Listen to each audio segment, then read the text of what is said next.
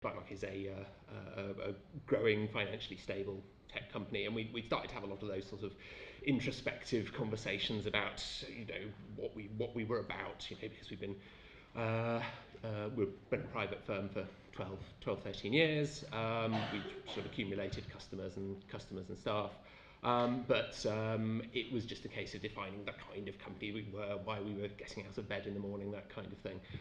So obviously those kinds of discussions inevitably terminate in a core values statement. So I won't go into all of that, but we decided, we looked back and we thought, actually, we've always been an open kind of a company. And from that, we thought fair tax mark is something that fits in with that. It's something that's achievable and something we would go for. So I got our board to approve essentially publishing our full accounts on our website, a little bit of commentary around them, and we've gone back for 2 or 3 years to kind of pick out those full accounts. Like a lot of companies our size, we've been under the exemption, and so we were able to just publish abbreviated accounts, and that was just our accountant's default setting to do that. So I got the board approval, and in October we had a shiny new website. I published it, pushed the button, and within 24 hours I had a very cross email from my co-owner, co-director, who just said, I didn't know that was part of it. Please, can you take it down? I'm not sure about this, etc., etc. And so, it was a temporary setback, but it took me probably 2 or 3 months to find out exactly what the problem was.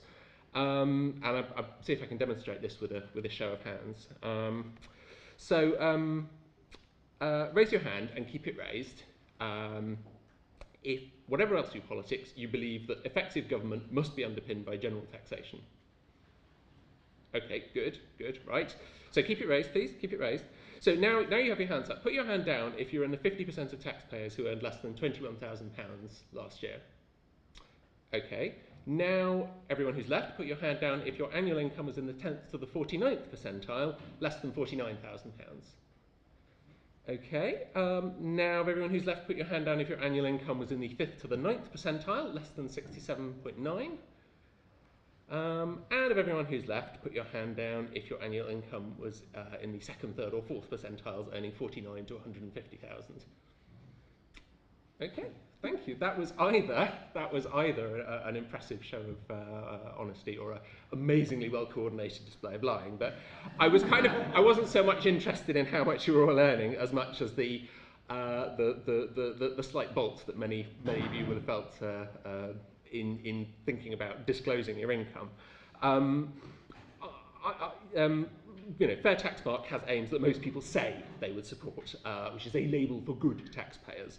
But it kind of ignores the awkwardness that we have about disclosure of personal income, because almost nobody is happy to do it. If we look at the number of private companies with 10 employees or less, there are apparently 5 million of them. They employ 8 million people, lots of them around, you deal with them all the time.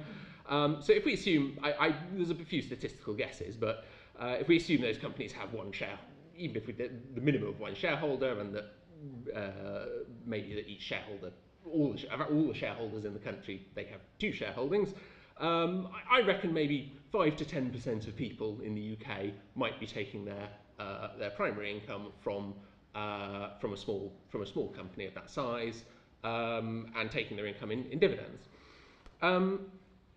And my business partner it took weeks for me to get to the bottom of why he was unhappy with the process of publishing our accounts. And I was, too naive, or I'd been reading about this kind of stuff for too long, and I just, I was kind of happy with that level of exposure. But I've known Pete for 23 years. We're married to twin sisters, but ultimately he was even embarrassed to tell me that he didn't want to talk about the fact that he didn't want to talk about it. It was 2 layers down.